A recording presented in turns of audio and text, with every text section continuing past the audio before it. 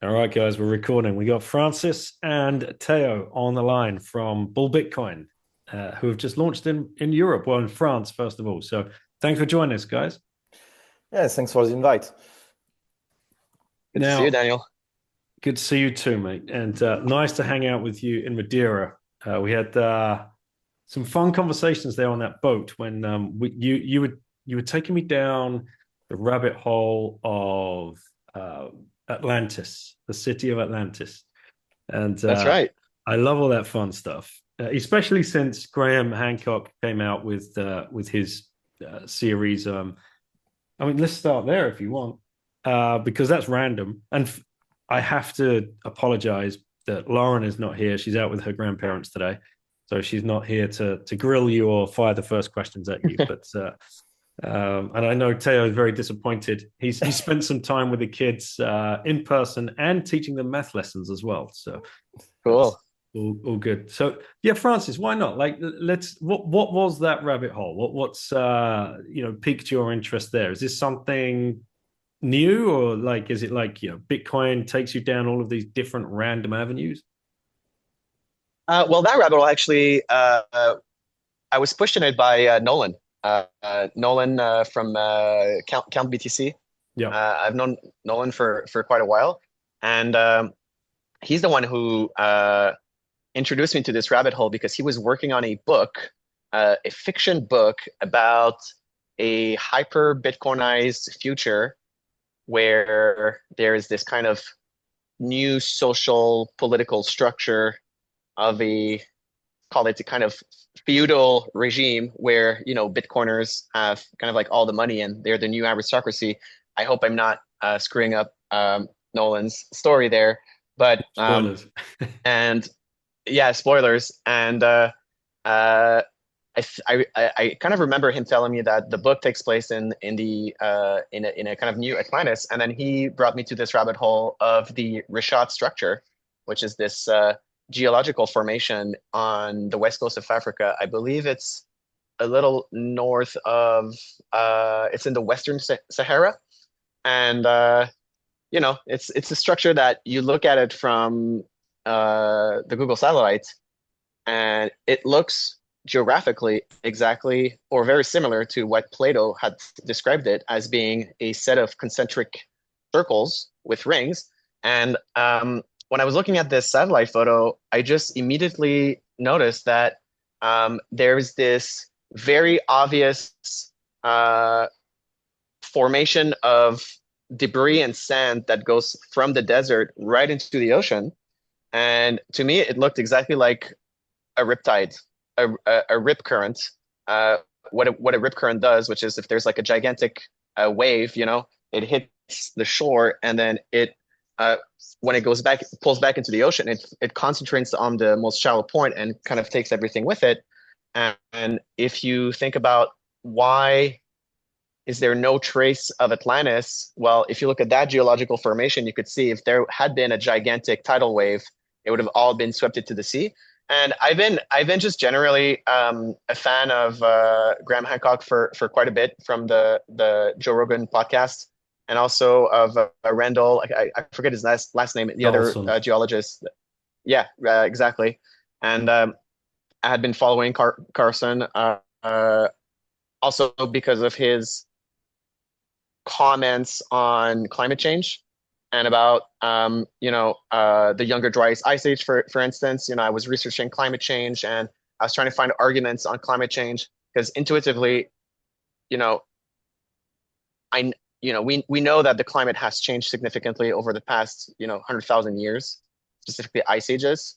And when I discovered the younger dry ice age hypothesis, which is a hypothesis which was pushed by um, Carlson and Graham Hancock, um, it resonated quite a bit with me, to say, all right, well, the climate has actually significantly changed over the past, and there was no fossil fuels back then. So if we can agree that climate change, catastrophic climate change, has occurred multiple times in the past, and there was no fossil fuel, we can also agree that those causes might still be playing in effect today. So how much of the current change in climate is caused by man-made CO2 emissions versus naturally occurring phenomenon, whether those are catastrophic meteor strikes. Obviously, that's not what's happening now, or solar cycles, solar radiation cycles.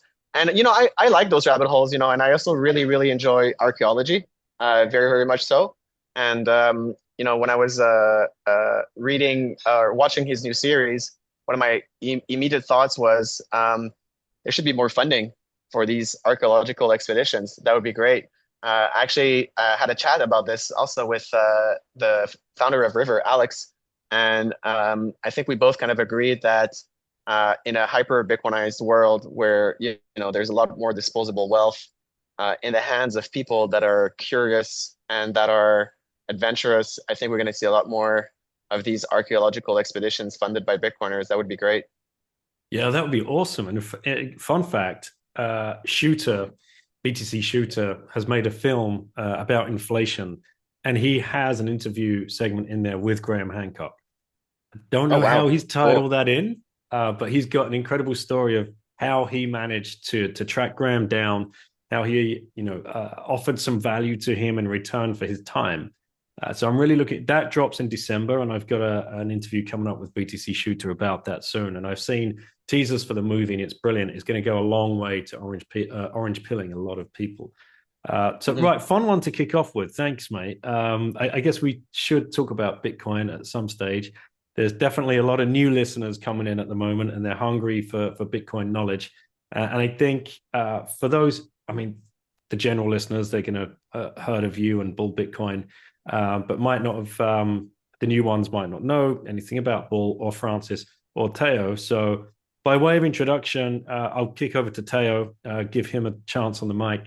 Teo, do you just want to take people through like your rabbit hole journey, what you're doing professionally before Bull Bitcoin, what led you to Bitcoin, and hopefully something that you have experienced is going to resonate with someone that's listening as well? Yeah, for sure. So before entering to Bitcoin, I was doing data science at Oracle. It's a big software company. And basically, they often have licensing issues where when they sell software on premise, it's difficult to audit the consumption of software done by the client. And it's kind of a cat mouse game where, for example, the client will purchase something like 50 license, install 1,000. And when you want to audit them to make sure that they don't abuse their license, you will have to notice them like 3 weeks in advance. So they clean the logs of the server, you audit them, you see only 50 application installed. And so it leads to overbilling from the software company because they know that the client cheats. And this phrase from Solzhenitsyn, they lied, we know they lied, we know they know, that. So it's this kind of situation. And so I was really flabbergasted that there wasn't a technical solution to this problem. So I just searched for like research papers, theses, and stuff like that. And it was like around 2016, and I ended up finding this kind of computer science thesis where the guy was talking about using Bitcoin underlying technology to solve this problem. At the time, like it was before like the Economist's cover page. It was before the whole like 2016, 2017 ICO craze. So the word blockchain was not really out there. Only like Bitcoiners knew it. And so I found that really interesting, not especially in the context of the software licensing issue I was researching, but to me, like at the time, Bitcoin was only like money to buy drugs, And so reading the thesis gave me a better understanding of how it worked. And then I must confess, at the beginning, I didn't understand Bitcoin in depth. So I went to Ethereum because it was at the time of the ACO, all the narratives about like decentralized application, doing like decentralized Airbnb, decentralized Uber, and stuff like that. And I was kind of interested in that, and so I bought some. I just basically followed the trend, and then like we had like the bull market, then it crashed, And during the 2018 bear market, I was in Japan, and I lost my wallet. And it was one of the most expensive countries in the world. So I didn't have any credit card, little cash, and I was there for basically a month. So I had to find a solution. And so I found my bank, I found the credit card company, and all the solutions they proposed were quite suboptimal. It was either like, we will send you a new credit card in like 6 days, just give us an address. But I was backpacking. I didn't know where I would be. And the other option was, we will send you a Western Union up to something like $1,000, if I remember correctly. And it would cost me something like $100, $200 just to get the money. And even like $1,000 in Japan for a month, you wouldn't make it. And so I was like, I struggled for basically a day finding a solution. And at the moment, at some point, it hit me like, I'm in the tech capital of the planet, in the East. I have like some crypto. I had a bit of Bitcoin, but mostly ETH. I can find like an ATM or some like desk to change it and get yen. And so I just Googled like Bitcoin ATM. I found one like 10 minutes walking from my Airbnb. I got there, and the ATM was not working. But I had the bar manager calling the ATM guy, and this big black dude, which is kind of not common in Japan, enters the bar. And he just told me, yeah, how much do you want to change? I will only change Bitcoin, and it's up to you. I can do up to like $100,000 worth of yen in cash. And I was like, what the fuck? And so basically, I decided a meeting with him like for the next day. I swapped all my ETH into Bitcoin. I went back to the bar, had a drink with a guy, did the transaction. We waited and chatted to wait for one confirmation. And it just ended me like something equivalent to like $5,000 equivalent in yen. And it paid for my journey. And it was like really smooth, almost no fees, really easy to do. And that's the moment it struck me, because I was like, okay, so no financial institution in the world is able to cater to my needs, to solve this problem for me, but Bitcoin does. And from that point on, I tried to read as many stuff I could on Bitcoin. Then it led me to Austrian economics and stuff like that. I took a sabbatic to like just delve into economics and Bitcoin. And that's basically when we met in Safedin's Academy. And yeah, from that point, I taught Bitcoin. I worked in the industry like as a freelancer for many companies, Helen Markets and others. And so, yeah, and at the beginning of this year, Francis reached out to me, told me like, yeah, we want to launch in France. We need people there to develop and help like bootstrap the company, gain market shares and stuff like that. And I was like, yeah, of course, that's awesome. At the time, I knew him from Twitter because, like, you know, it's kind of a vocal guy with cool takes. But I didn't know that much about Bull, and it made me like, yeah, discover the company, and it was like so much aligned with like my values, with what I envisioned for what Bitcoin should be. You know, like empowering people, individuals to have like financial sovereignty. And basically, yeah, his vision, like him not wanting to cut corners, like what he calls the hard pass, like putting in the work and trying to develop the best products to help people gain financial sovereignty, totally resonated with me. And that's how we ended up now launching in Europe. We will unveil the platform to European plebs in a couple of weeks, I think. Maybe Francis has a more precise date for this. But yeah, we are like basically we are licensed in France because we bought Jimmy's company, Bitcoin Lyon. I think you met him already. He joined the team too as our like support education guy and also chief compliance officer. And so we will so we have a license in France, but so it means that we can advertise in French to the French audience and stuff like that. But for all practice, for all like European plebs, if you are in the EU, you have a Euro bank account, you can create an account on the platform and start stacking sats the best way possible once we will be live in, I don't know, 1 week, 2 weeks, something like that. That's awesome and very much needed as well.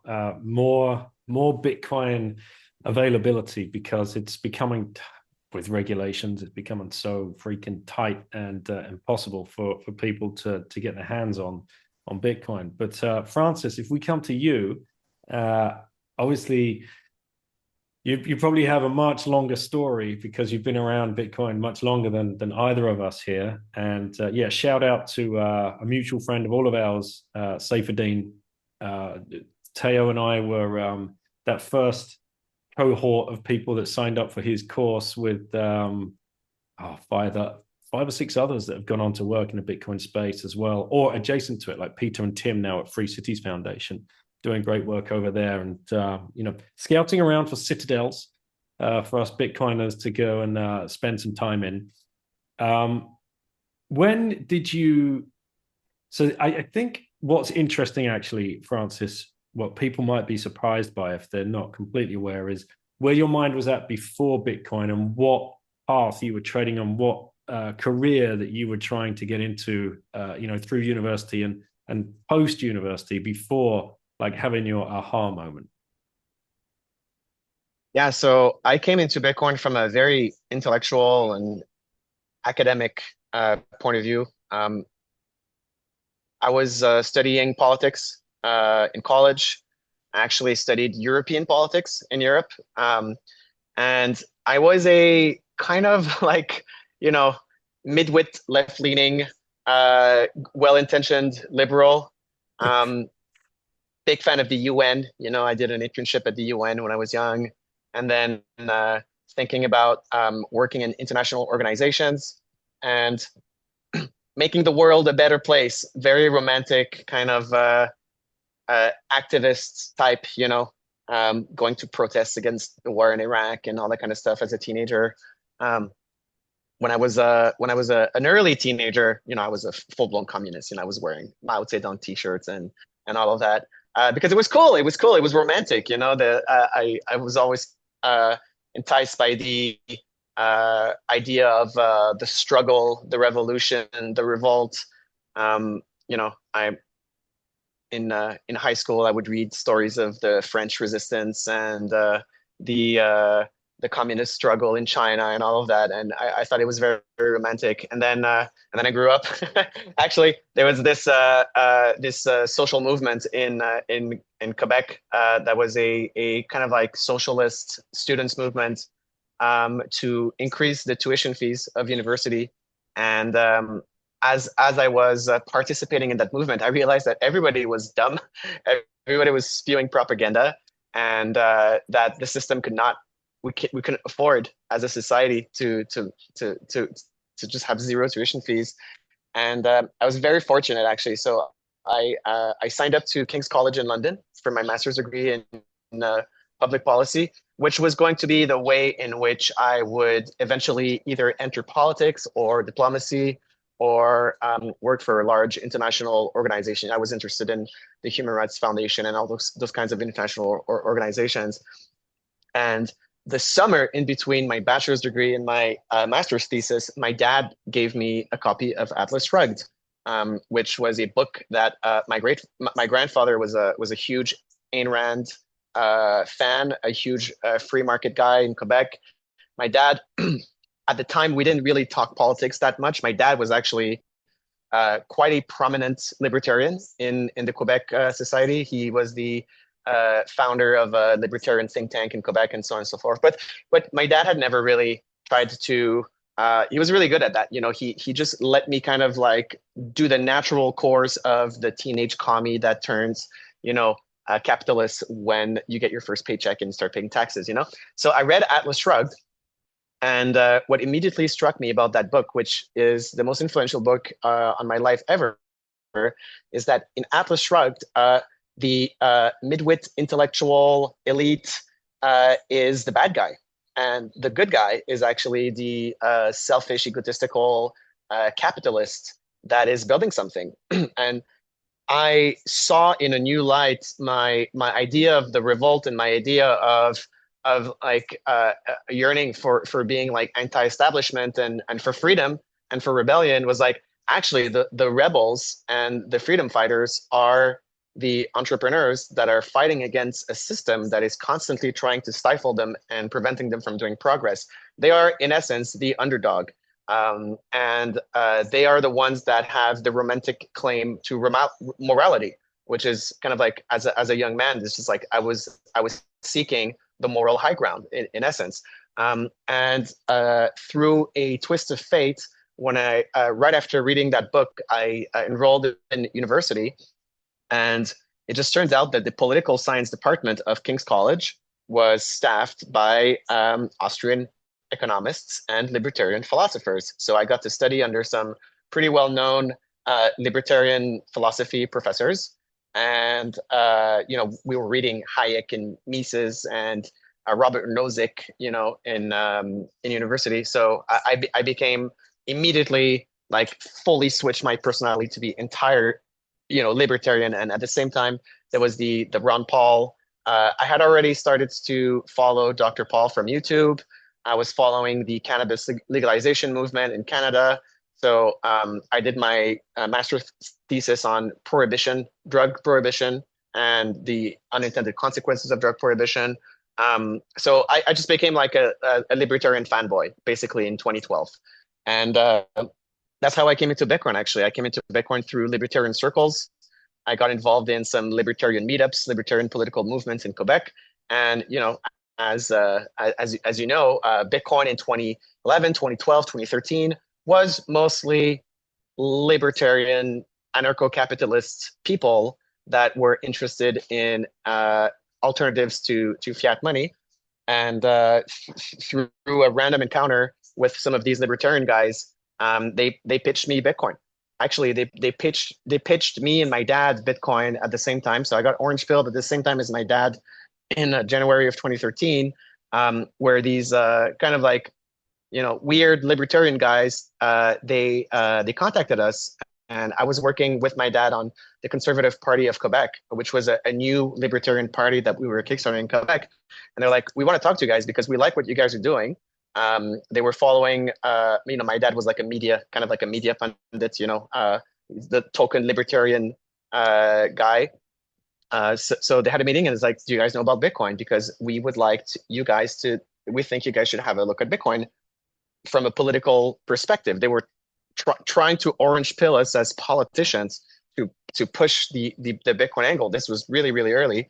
And unlike most other people's paths, I just immediately got into Bitcoin right away. I didn't understand it, but they pitched me Bitcoin from a very from a narrative point of view, where they saw Bitcoin as being the way to essentially defund the state, as a way to suck the momentum away from big government by removing the levers of the money printing from the government via this technology called Bitcoin. And I was not a tech guy. I did not understand how Bitcoin worked. And after a few months of becoming friends with these guys, I was working at a free market research institute at the time. So I was a writer. I was a policy analyst. So I would study government policies and write reports using a free market libertarian angle. Essentially, it was a great job. My job was to just explain why government policies suck, why socialism sucks. And we managed to convince my boss at the Montreal Economic Institute that Bitcoin was a research topic worthy of an economics think tank, a free market think tank. So the Montreal Economic Institute decided to publish 2 research papers on Bitcoin, and I became, I was 20 something at the time, 21 or 22. Obviously, I was the guy who was going to do the research on Bitcoin, since I was the young, pro Bitcoiner at that institute. This was like, I don't know, like April of 2013. So I was very fortunate. I got to study Bitcoin professionally to write research papers on it when I was like 22, 21. Um, and obviously fell down the rabbit hole. And a few months later, these guys decided to launch the Bitcoin Embassy in Montreal, which was uh, it's kind of like what Andre is doing in Madeira. It's like a physical co-working space and also a education program and also an organization to promote the advocacy of Bitcoin. That was the Bitcoin Embassy, and they said, "Hey, like, do you want to keep doing what you're doing at the Montreal Economic Institute, but full time for us? Do you want to become a professional Bitcoin analyst, Bitcoin educator, Bitcoin policy guy?" So I said, "Yeah," and that's how I got into Bitcoin. So, and I was very fortunate because the guys, and what really struck me about these guys that were early Bitcoiners is they knew so much about so many topics, about economics, about history, and when they talked about Bitcoin, they were so passionate and so intelligent that even though I didn't understand how Bitcoin worked, the guy who orange pilled me, a guy called Guillaume, he was like, you know what, just trust me on this, right? Like Bitcoin is meant for you. You are a Bitcoiner. You just don't know it yet. Just kind of like just stop overthinking it. You're a Bitcoiner. Get into Bitcoin. It will change your life. So I had this kind of like mentor who saw from my personality and from my political beliefs that Bitcoin was meant for me, and that was the beginning of my journey. So, and what's interesting is I did not. And what the most intellectually stimulating part of this whole journey is that even as a policy analyst, as a quote unquote economist, I had no idea how money worked. I had never studied monetary policy, even in university, never studied monetary policy. And I was, as a libertarian, I was getting very quickly disillusioned working for, I had worked for three libertarian think tanks and organizations. I was quickly getting demoralized at always losing. You know, the libertarian movement is very good at just always losing. First of all, libertarians never get elected. And then even if you get elected, short of what we have today with Milei and, you know, Trump, presumably, the philosophy of the libertarian was that we need to slowly roll back one regulation after another and try to stop the tidal wave of the government's growth. But there's not a lot of paths to systemic revolution in a libertarian revolution. And what the Bitcoiners were telling me, it's like, stop trying to change the system from within. It's just not going to work. We need to build something else. We need to build an opt-out, a carve-out. We need to carve ourselves a new sovereign jurisdiction in cyberspace, essentially, in which we are free and which actually works. And then I started to discover monetary policy, and I had the same kind of moment that, you know, Saifedean describes in the Bitcoin standard and the fiat standard, which is the root of all problems, policy and economic problems. Most problems stem from the money printer. And unless you stop the money printer, you're never going to be able to achieve meaningful reform. So for me, Bitcoin has always been a political movement. There's a very definite goal, which is to end central banking, end fiat currencies, and defund the state so that the state has no choice but to shrink to its minimalistic expression and to lead to a global political decentralization. And still today, you know, Bitcoin, the idea of a store of value for Bitcoin actually only came to me much later. So I didn't consider Bitcoin really as a store of value or as an investment vehicle until, you know, like 2014, 2015.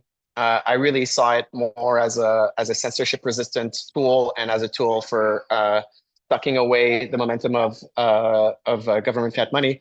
And what really kind of like radicalized me was WikiLeaks. You know, the censorship of WikiLeaks, various instances of government censorship. So I became really passionate about freedom of transaction. For me, there could be no freedom of expression and freedom of assembly uh, without freedom of transaction.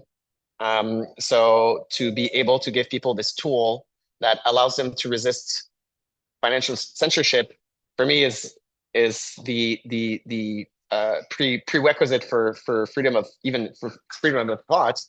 And my big aha moment, I think, was so I was really into political philosophy in university, and the philosophy of private property, the philosophy of free markets, philosophy of freedom and liberty.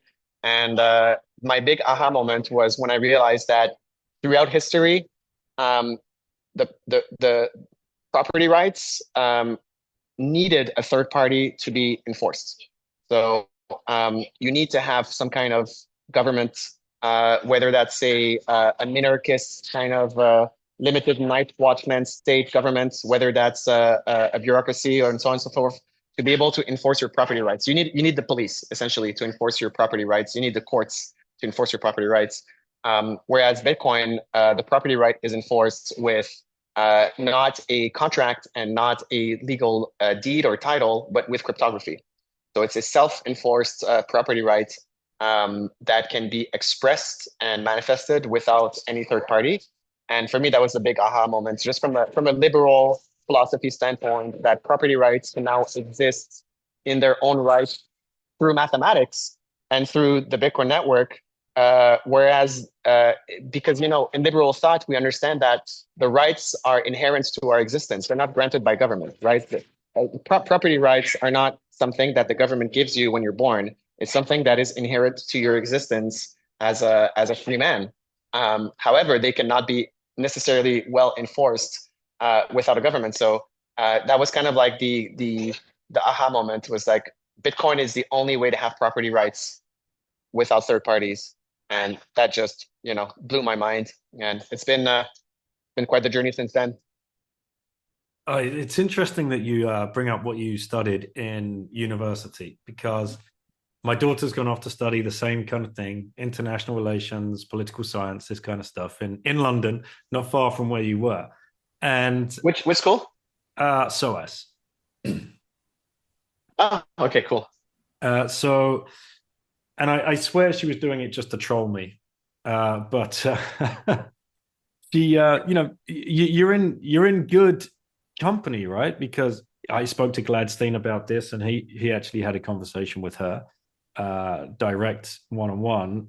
That's what he studied. Same with Eric Dale. He's another European Bitcoiner. He ended up actually working for the UN or one of the other, letter agencies. Eric Kaysen, another perfect example of somebody that studied political science and has has fallen off that wagon and international relations. Rune Ostgaard, who wrote Fraud Coin, he spent time as a lawyer in the European Commission, if I'm not mistaken. And similar stories.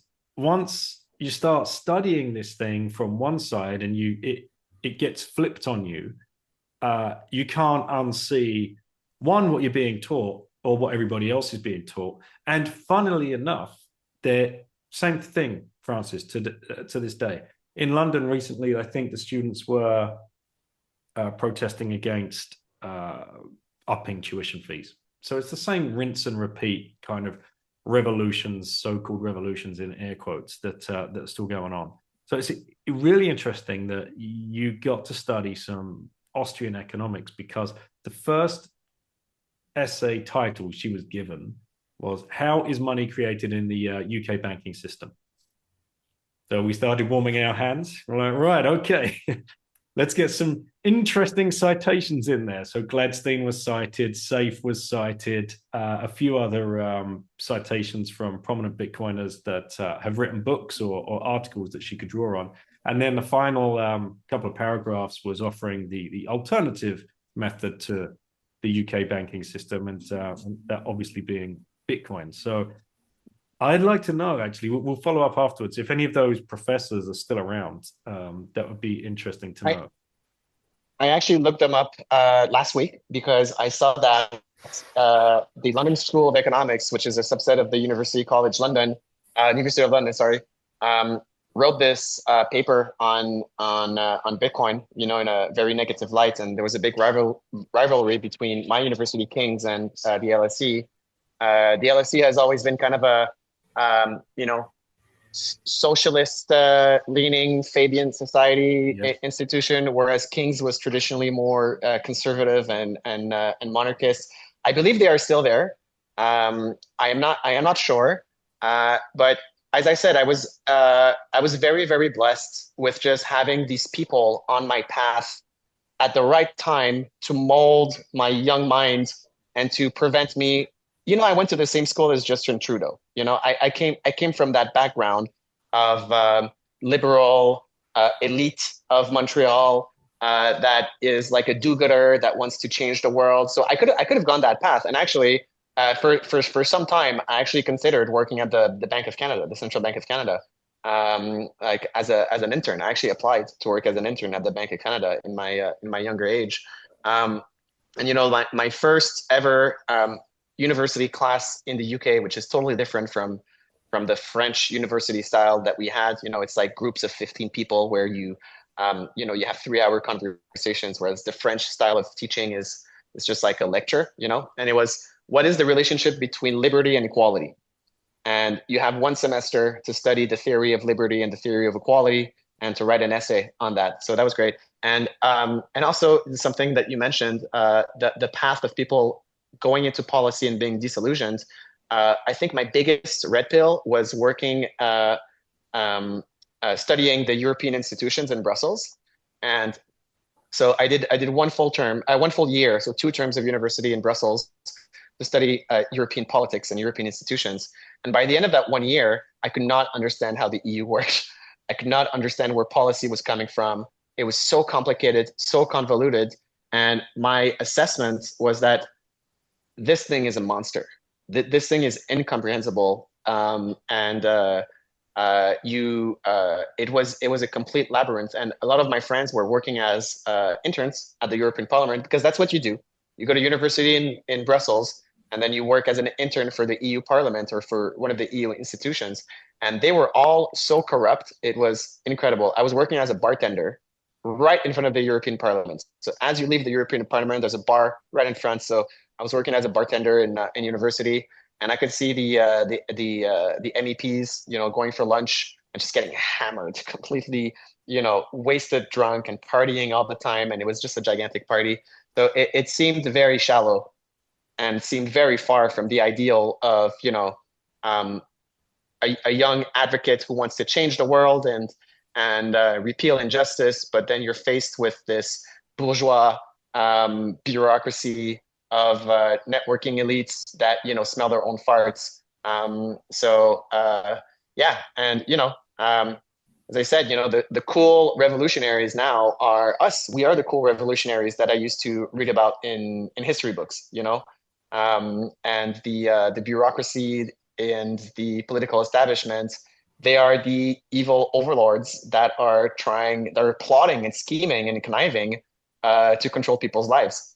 So that's part of the aspect of the cultural shift that we're seeing now, which I find just so incredibly bullish for humanity, is that people are now realizing that we are the new hippies. We are the new 60s hippie movement that is at the spearhead of a new culture of rebellion and resistance, and we are very cool. It is very, very cool to be a free market conservative Bitcoiner. It is very sexy. It's culturally and visually and aesthetically appealing. Just look at even the kind of like left leaning Robert Kennedy types, that are traditionally more established. It's cool to be jacked and healthy and tanned, and it's cool to be a Bitcoiner, and it's cool to eat meat, and it's cool to be into regenerative agriculture, and it's cool to have traditional values. So that's what is exciting me more, and Bitcoin is part of that. Bitcoin is kind of like the glue that holds all these different movements together. I see like nutrition and Bitcoin are like the two things that unite all sorts of different factions that are that have otherwise other political beliefs, but the same political belief, the core political belief is freedom and sovereignty, right? And sovereignty of body, sovereignty of your health, and sovereignty of your finance is it's a very unifying political movement, and that's what you need to make change. You need to have something that unites otherwise uh, different factions into one. You need an anchor, like, and the anchor I think is self sovereignty, and Bitcoin is the expression of that self sovereignty. Yes, for sure. Teo, when there's a theme here, right? You mentioned it at the beginning. You found Austrian economics, and that's what changed your mind as well. What was your like clicking moment with the Austrians? So it's kind of a funny story. Like much as Francis described himself, like when he was young. I was also like socialist leaning, ecologist, and stuff like that. And that was basically like, yeah, 2016. And I never studied economics during my studies. I was more like in mathematics, physics, and stuff like that. And so when I entered into like crypto and stuff like that, I had a hard time understanding some concepts. And so I decided to pick some books and read stuff. And obviously, because I was in France, most of the people that knew economics around me just gave me like Marxist or Keynesian books. And like when you study like philosophy, mathematics, and physics, as I did, you usually want something that you can like that is really like logically neat, like just like having like some like theorems thrown at you without any proofs, explanation, methodology is something that won't stick. And I was always coming back during my thinking about like value, because there is no theory of value in any other economic school. No logical theory of value. Like you have the labor theory of value, which is like totally like nonsensical. It led to Marx, and like we know how that ended. Like there are like many different theory of value, but none make sense. And so I was always like at discomfort with like the philosophical foundation of what I read in economics. And then at that time, some friend that was like quite based just gave me The Road to Serfdom from Hayek. And I had like a wedding in Greece, and like my flight was canceled, and I had the books. And basically I was stuck in an airport for like 7-8 hours, and I just like read through the whole book. And I was like, it's not a book of this book doesn't is not about economics. It's more about political philosophy and how like socialism always lead to concentration of power, how when you concentrate power, you always like attract like the worst individual at the top of government, and you always end up in a totalitarian society. And as I read Hayek, I was like left-leaning at the time, and I had no counter argument. I was like, I agreed with everything I read. And from that point, I was like, okay, this guy seems cool. I want to read other books from this guy. And that's how I found like, I started reading like Hayek, a bit of Milton Friedman. At the time, I didn't quite understand the difference between like monetarist and Nietzscheans and Austrian economics. And then I met Yorick de Montbin, which you also know, like a prominent Bitcoiner in France, who like advised me to read like Mises and stuff like that. And yeah, that's how it started. And so like, and it resonates with my prior discomfort regarding Keynesian economics and Marxism and stuff like that, because once you read like, for example, the first chapters of Human Action, or what you can find in other book, for example, Canute's book, explaining like praxeology and what are the foundation of the Austrian methodology, how like Menger thought about value like as a subjective phenomenon that doesn't exist outside of human consciousness, and how you shouldn't use like mathematics to try to mathematize like economic problems because there are no constants and stuff like that.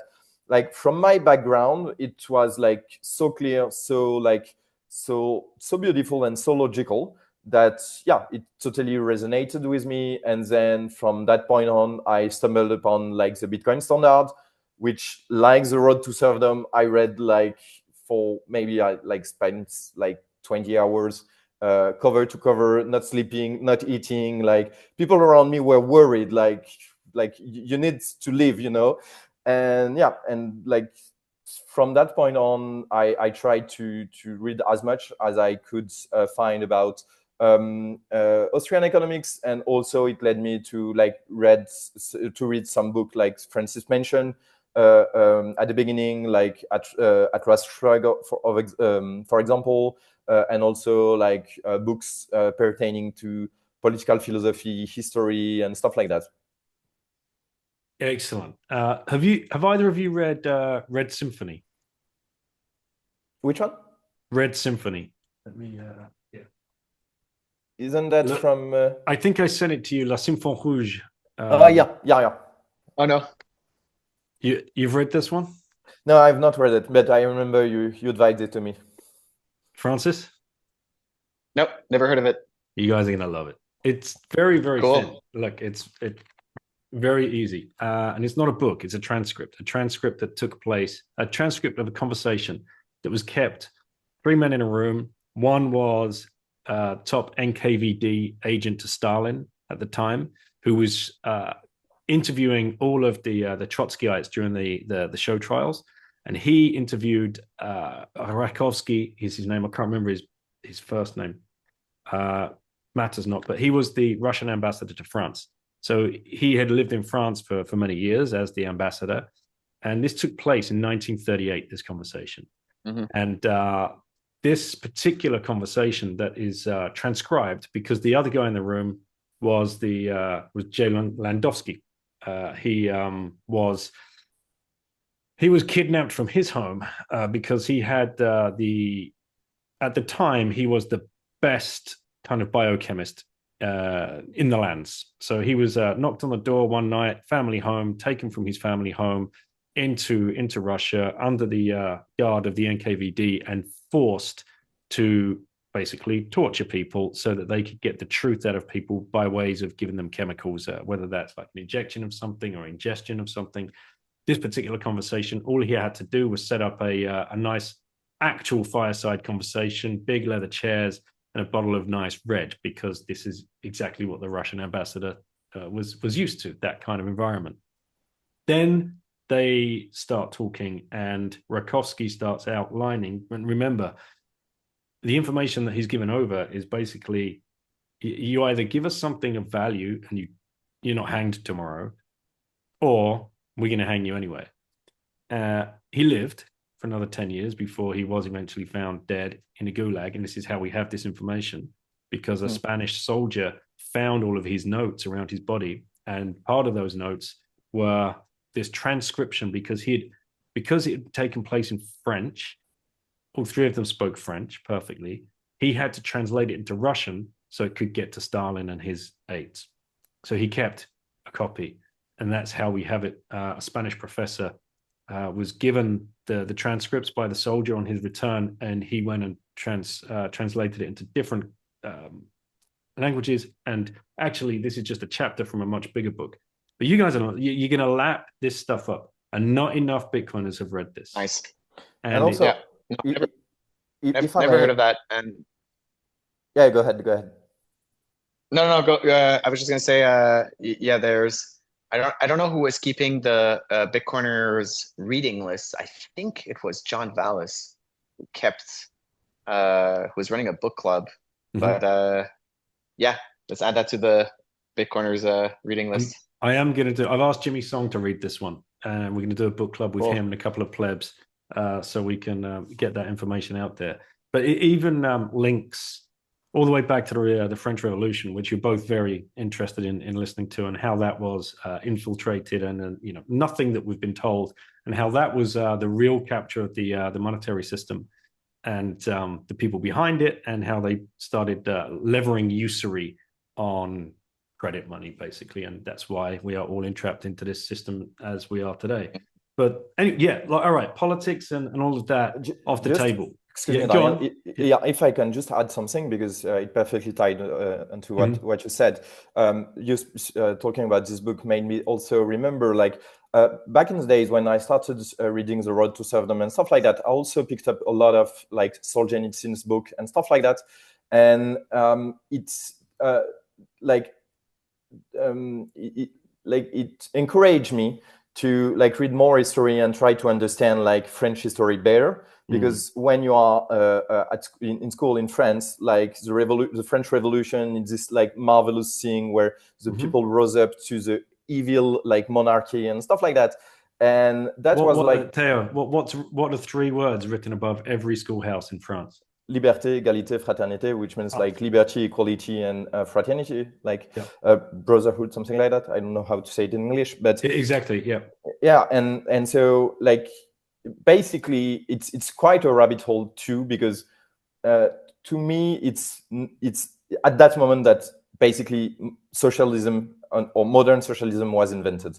Like the very idea of like a political system predicated upon like the goal to ensure equality between people, that's like when all things became mad. And after reading that, like when you read also like Lenin and Marx and like the big socialist like thinkers, they always refer to like the French Revolution as the blueprints of the true revolution that will bring like a socialist society and stuff like that. And when you know the history of the revolution, like hopefully we had Napoleon, but like the country was a total mess.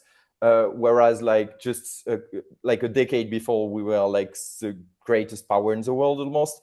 And so it was also really it also really helped me like understand how destructive socialism can be, and how like brainwashed we have been, especially in France, to believe that like, yeah, we live in a capitalist system and stuff like that. Like, yeah. Nothing close to it. Yeah. Okay. All right. We will move on from politics, talk about Bitcoin, talk about bull Bitcoin. Francis, over to you. You started this company. How, why, and what were the early days like? And what's the vision? Yeah, the early days of Bitcoin were pretty crazy. It was definitely different back then than it is today. There was really a vibe of, we were sleeping on each other's couches, talking all night about philosophy. It was very underground. It was very cool.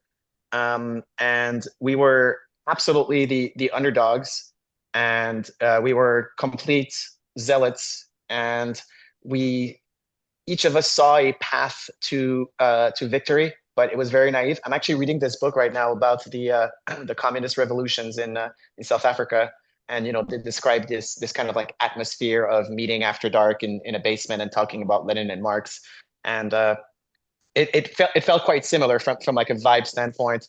And so the origin story of Bull Bitcoin is that we opened up a physical Bitcoin information desk in Montreal. And the background on that is that the guys at the Bitcoin Embassy were pretty they were really involved in Bitcoin mining, and in the first production of ASIC chips. So everybody at the Bitcoin Embassy was really big into investing in the production of the first ASICs. So when they came out in 2013, and we actually thought that, holy shit, like we might a group of entrepreneurs might actually end up owning a significant portion of the hash rate, and we might actually, out of the group of Bitcoiners in Montreal, we might actually be insanely influential over the Bitcoin network, just because we were, not me, but because I was a student, I didn't have any money. I was broke, unfortunately. So I was broke when I got into Bitcoin. So, I had to earn every sat. I couldn't just like buy a lot of Bitcoin early on. Like people think, you know, you're in 2013.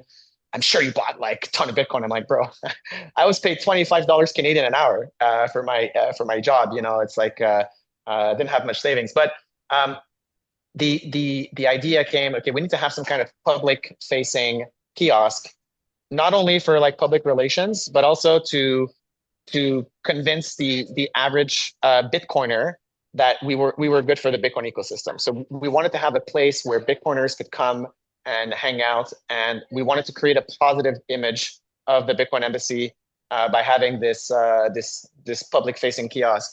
And after a little while, after about a year of working at the Bitcoin Embassy, we decided to basically create a physical Bitcoin store, and I was the guy who was sitting at the front desk, essentially a receptionist for the public.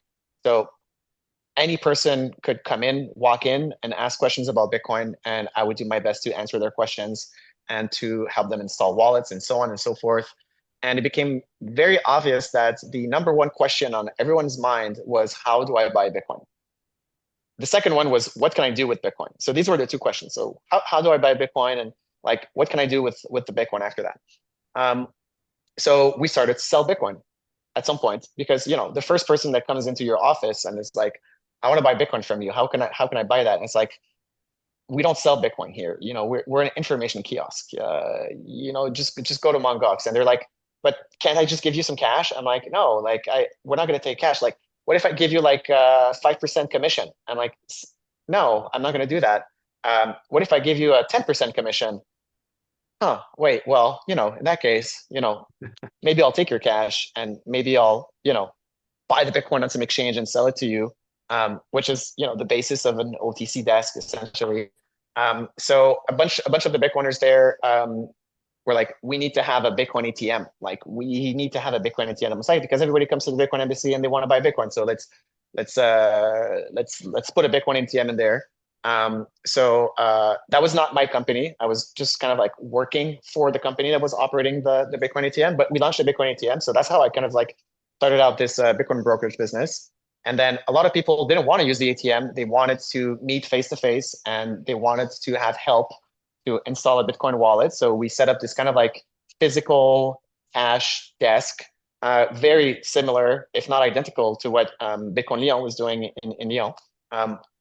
So I did that for about a year and a half, and I got to learn a lot because I got to interface with the actual users of Bitcoin, not the stereotypical libertarian nerd that, or you know, person that was on social media at the time, but just like everyday person that were interested in using Bitcoin. And I got to understand every problem that they were facing using wallets, using exchanges, and so on and so forth. And at some point, it got so popular that people started to like fly from everywhere in Canada to go to the Bitcoin Embassy, because they knew that if you want to buy Bitcoin, well, you know, you can either go to an exchange or go to some random Bitcoin ATM, or you can go to Montreal. There's like this office where these guys will just take care of you and like set you up with Bitcoin. So people like started to fly from all over the country. And eventually they were like, hey, like we don't want to fly to your office to buy Bitcoin from you. Will you accept a bank transfer?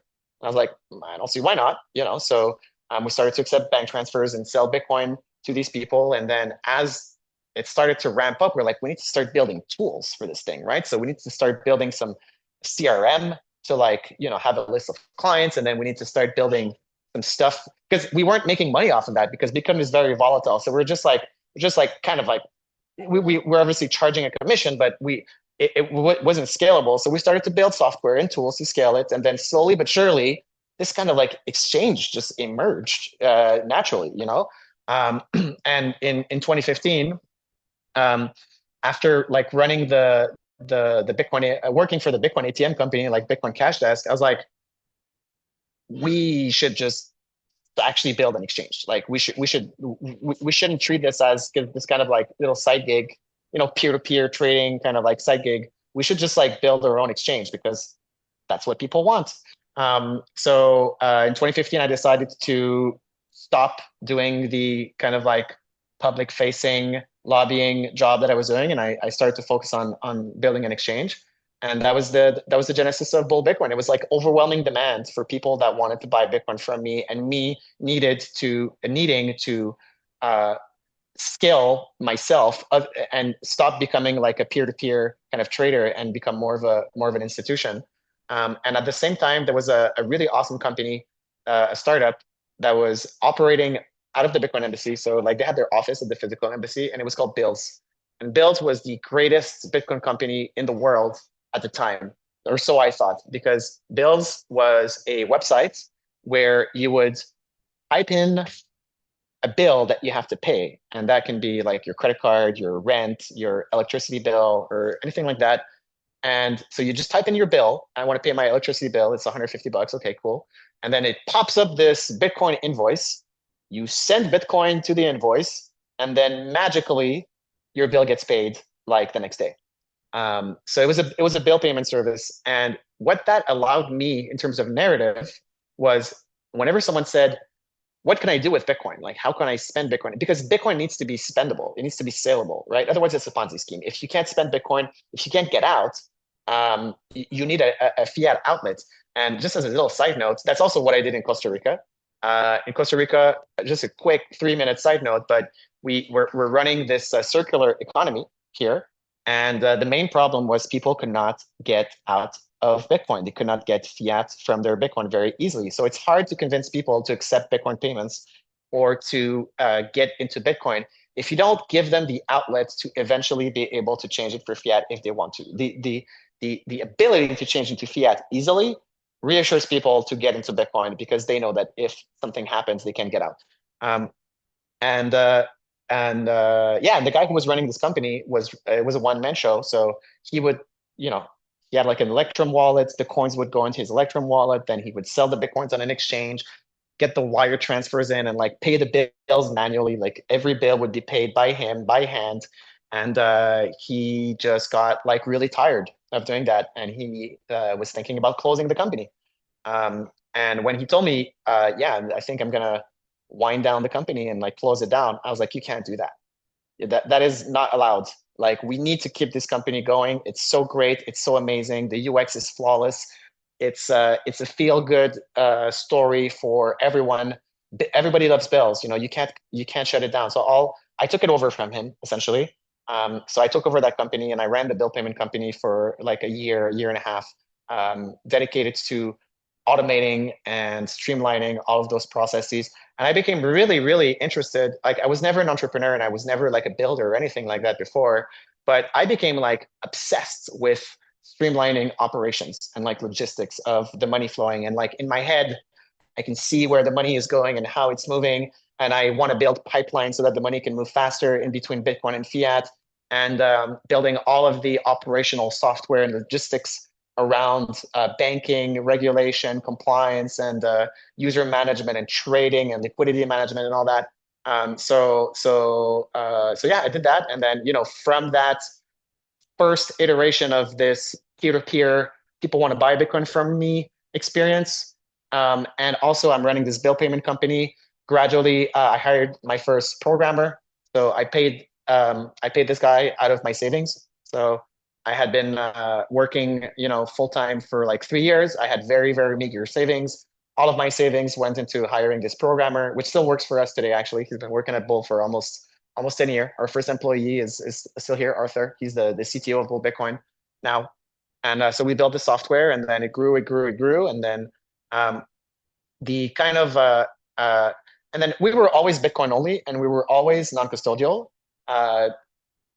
Partly, it was that I wanted to replicate the experience of a Bitcoin ATM, but digitally. The experience of a Bitcoin ATM is you put the cash in, you flash your wallet, the Bitcoin's going through your wallet. That's it, in and out. There's no trading, there's no yield, there's no shit coins, there's no custody. It's a purely on-ramping experience for Bitcoin. I wanted to replicate that experience online, because the other experiences were like, Kraken and Mongox were the big, and Quadriga. And these are all custodial shitcoin casinos. And when someone comes to me and is like, I want to get into Bitcoin, I don't want them to get into the shitcoin custodial casino game. I want them to be set up as a sovereign individual right from the start. So that was like the foundational aspect of what was, it used to be called Bitcoin Outlet. It wasn't called Bull Bitcoin before. It was called Bitcoin Outlet, because that's how I saw myself. It's the Bitcoin outlet. You go there to buy Bitcoin. So it was a non-custodial Bitcoin only exchange and non-custodial Bitcoin only bill payment processor that eventually were merged into one brand, which became Bull Bitcoin. And much like Theo, I also got interested in like blockchain consulting also, because we were still running the Bitcoin Embassy at the time. And then in 2016, you suddenly got a bunch of corporate people coming to the Bitcoin Embassy that were interested in leveraging cryptography and blockchain technology for like corporate applications, supply chain on the blockchain, traceability, timestamping, all those kind of things. So I had a little foray into blockchain consulting. I never, luckily, my idea of blockchain consulting was explaining people how cryptography works and how Bitcoin works. So I wasn't really doing smart contracts or anything like that. I was just like explaining people the concept of the blockchain generally. Do you remember the DLT, like the distributed ledger Oh technology? yeah. Oh yeah, Distributed ledger technology, what a beauty! IBM's thing. Yeah. And all of these kind of like corporate projects. I had like a side gig as a corporate consultant. So I saw all that garbage, and I became very, very disillusioned with the blockchain technology. Kind of like it was just soul crushing, and I also became more and more maxi over time. I was always a Bitcoin maximalist. I fortunately didn't really have a shitcoin period. When the Ethereum and all these things first came out, it was cool at the time because we were thinking about, from an anarcho-capitalist standpoint, we're thinking about decentralized insurance and, uh, uh, prediction markets and all sorts of illegal, applications that could be done on a blockchain. And then in 2017, 2018, I really saw after the ICO craze, and that's when we closed down the Bitcoin Embassy, was when the shitcoins and the ICO started to rise. We were just overwhelmed with shitcoinery at the Bitcoin. It was a physical space, right? So none of us had the motivation to kind of like act as the bulk word against this tidal wave of shitcoinery. So we just and we all got really tired. We just closed it down. And then I kind of like had this vision of what if we made Bitcoin only our brand? What if we made Bitcoin only, and Bitcoin maximalism had just started to emerge out of the fork wars, and there was Bcash, and there was all this, and there was like this cypherpunk Bitcoin only kind of fork in the crypto culture, and there was the decentralized finance, shitcoinery, corporate culture. There was this like cleavage, and I was like, there is like a brand to be made around this idea of Bitcoin only and self custody and run your own nodes.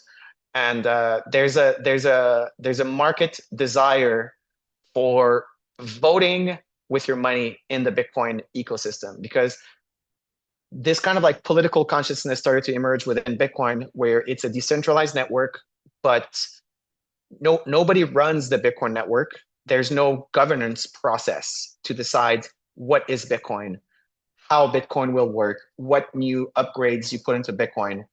But there are cultural movements which can steer the development of Bitcoin in certain directions and which can dictate the allocation of resources. For example, you can't decide what Bitcoin is, but if you have $1 billion invested in NFTs on Bitcoin and no dollars invested in self-custody applications, clearly the market will gravitate to where the apps are being built. So I had this idea, like why don't we create a brand around this political movement of self-custody, self-sovereignty, and Bitcoin only? And there was no other brand that was doing that at the time. Even Bitcoin Magazine still wasn't Bitcoin only.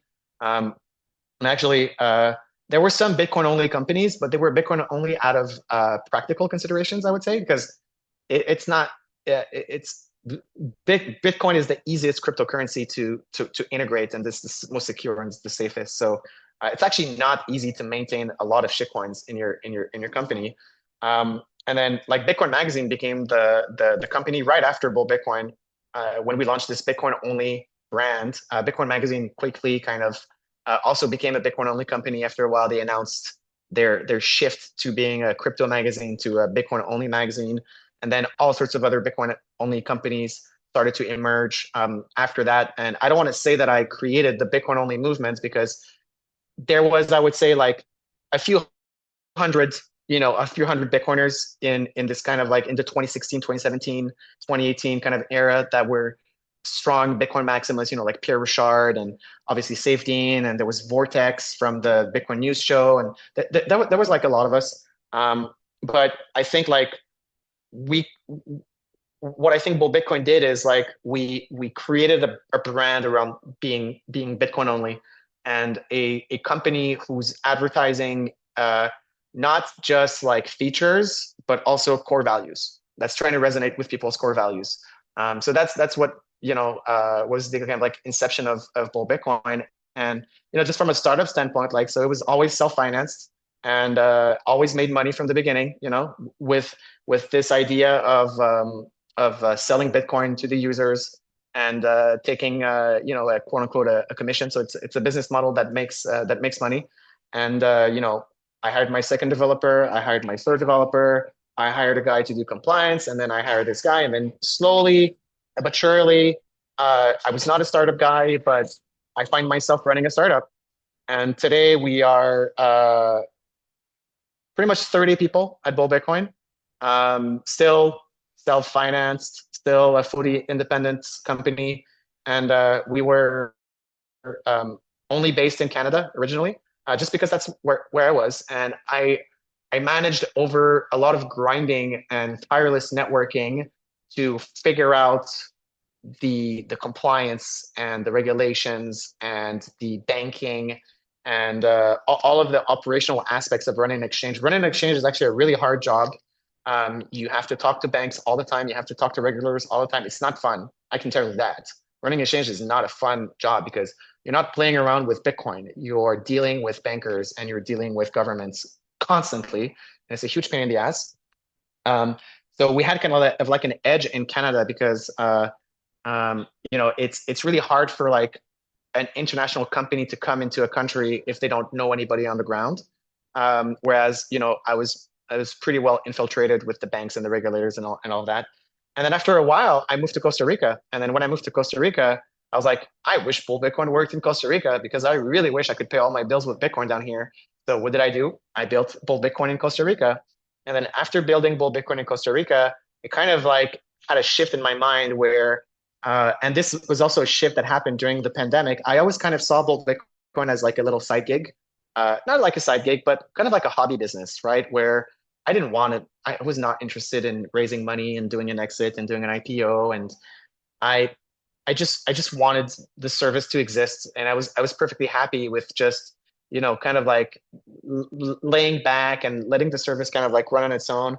But then I became very radical during the pandemic. And I was like, no, I want to use Bull Bitcoin as a way to like get back at what governments did to me. Like I want Bull Bitcoin to become very, very big. I want Bull Bitcoin to be a political lever that I want to have influence with Bull Bitcoin. So I decided that Bull Bitcoin cannot just stay a little hobby project because there is a political movement, there is an ideological movement that I want to grow. So after doing the expansion in Costa Rica, it kind of like unclicked something in my mind where we're not just a Canadian Bitcoin company now, we're an international Bitcoin company. That was a big shift. Like going from 1 to 2 is huge. And then because when you go from 1 to 2, the next thought is like, why not 3? And then why not 4? And then why not 10? And then why not Europe? And then why not the entire world? So right now we're in a phase of expansion. So as we mentioned during the early earlier in the call, we launched in France officially, and we're just about to reveal a new platform that we've been working on. So Bull Bitcoin is a very engineering focused company. We have, I don't know, 14 engineers out of like 30 people. A lot of them do R&D. We do a lot of open source stuff, but we've been working on a new technology stack for like the last almost 3 years, which is culminating into this new exchange platform that we're launching next couple of weeks in France. And then from that, the rest of Europe, it's mostly a question of paperwork, to expand in those countries. We are launching in Mexico also. There's another country in South America that we're going to launch in. I won't tell you now because I want to make sure that we actually do it before I say it. But Mexico is definitely happening. But there's another really awesome country in South America that's going to have full Bitcoin very soon. And we're going to grow country by country, grow the team, and just continue doing what we're doing. We're working on self-custodial Bitcoin wallets also. That's another side project I've been working on for a couple of years. So we did launch the Bull Bitcoin wallet. It's a self-custodial Bitcoin and liquid network wallet that has Lightning Network payments in and out. And I've been running kind of like a special R&D project at Bull Bitcoin to solve the issue of creating secure Bitcoin backups for beginners.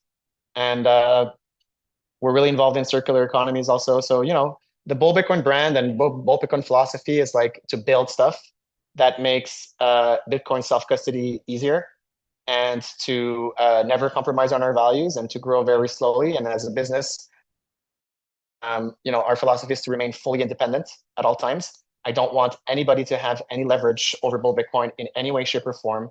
But we don't use third parties, for example, to manage our Bitcoin payments infrastructure. Like we don't leverage like BitGo or Prime Trust or Coinbase or almost all Bitcoin exchanges in the world. They don't actually run their Bitcoin infrastructure. They just use another company to run their Bitcoin infrastructure. Like we don't do that. We spent a very unreasonable amount of money and time to develop our own internal alternative to institutional custodians. Which if I had like a VC investor, they would have told me like, don't do that, just take the easy path. Like just do the easy thing, and then just acquire a lot of users so that we can raise the second round. And then we're going to acquire even more users so that we can do an IPO and we can exit, let's do it quickly. No, we have a philosophy of like, let's just do things right, and let's do things slowly. And let's make sure that nobody has leverage over us. And that philosophy stems also from the Bitcoin fork wars in 2017, where during the Bitcoin fork wars, Bull Bitcoin was very vocally pro-SegWit and was very vocally anti-big block. But you are And for people who don't know how Bitcoin works, like technically, this can be pretty hard to understand. But you don't really get to have a say unless you run a Bitcoin node. And that Bitcoin node does a lot of transaction volume, right? If you're running a Bitcoin node in your house for your own wallet, it's great for you. It's great for your own security. And you should do that because that allows you to be 100% certain that when you receive Bitcoin payments, they are legitimate, real Bitcoins. You don't have to trust anyone to know how much Bitcoins you have and to validate your payments, but you don't really get to affect major shifts in the Bitcoin space unless you are doing a lot of transactions. And what I realized in 2017 is that we were not running our own Bitcoin nodes. We were using BitGo. We were using a third party. And then I contacted BitGo and I was like, hey, like, are you guys going to support SegWit? And they said no. And they were actually going to support the big block fork. So as a business that's using BitGo's services, I did not get to decide whether or not Bull Bitcoin was going to be on one fork or the other. I just was going to do whatever BitGo said because BitGo was running the infrastructure for me. And that was the case for almost all Bitcoin companies that were relying either on BitGo, blockchain.info, or the Coinbase or the BitPay systems. These were like 4 companies that were providing the backend Bitcoin infrastructure for like 1,000 companies. And I'm not exaggerating. Like you had maybe 4 to 5 to 6 companies that were running nodes for the entire industry. And I said, that's not fucking going to happen. So we that was like the start of like me becoming radicalized. Me like, we need to own our entire infrastructure from scratch. This can never happen again. So I think that's what makes Bull Bitcoin different. The customer does not necessarily get to see that, right? Because whether or not Bull Bitcoin is an independent company and is running its own infrastructure doesn't necessarily affect the customer experience, but it affects us as a company in terms of our like long-term viability, sustainability, and in terms of our mentality and our ability to quickly pivot to change. So that's something that I'm really, really proud of, and it's really ingrained in Bull Bitcoin's culture.